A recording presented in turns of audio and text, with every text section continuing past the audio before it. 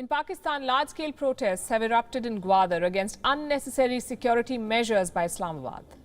And before I tell you what's happening in Gwadar, we must discuss why Gwadar is critical. This is a port city in southwest Pakistan, situated in the volatile Balochistan province. This city features heavily in the CPEC, the China-Pakistan Economic Corridor. China considers Gwadar a jewel in its CPEC crown. It's a link between China's BRI and the Maritime Silk Road. Basically, the showpiece project of China's Belt and Road Initiative. That's what Gwadar is. China built it with a compliant Pakistan agreeing to all conditions. What China did not account for was the people of Gwadar. They are vehemently against the CPEC.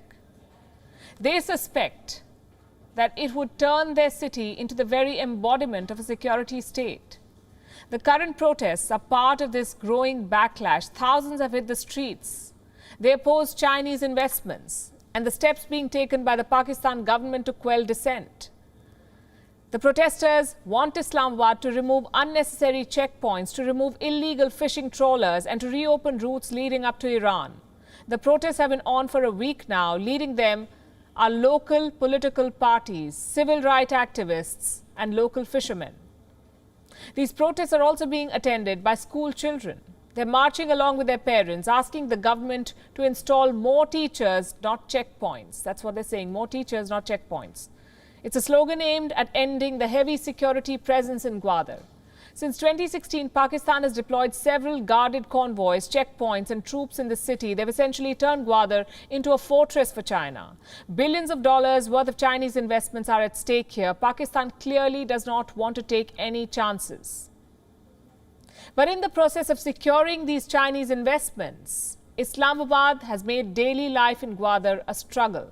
And that's an understatement. The residents cannot step out without IDs. They are frisked at almost every checkpoint. They're arrested on mere suspicion. And as if to add to their misery, the government has issued licenses to Chinese trawlers. They're fishing in the waters off the coast of Gwadar. The result is this: the livelihood of local fishermen has been ruined. Their small boats are no match to giant Chinese trawlers. All these factors combined has led to the current protests, not to mention the fact that all the Chinese money and investment that has come in has done nothing for the people of Balochistan. These jobs are not for them. This infrastructure is not for them.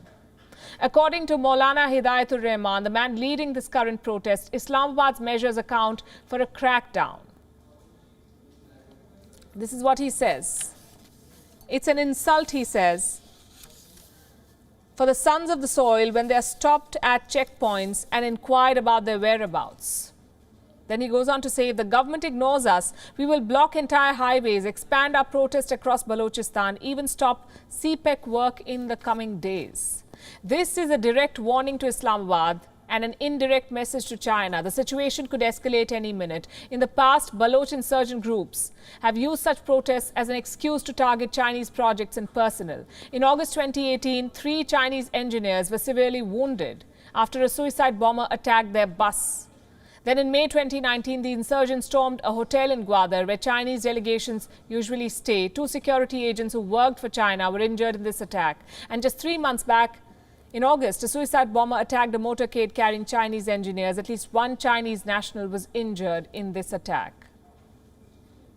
Now, Balochistan has been gripped by unrest again. Warnings are being issued against Chinese projects. For Imran Khan, who is fresh out of a political slugfest, if he's out, this is an additional challenge and a very tough one to tackle.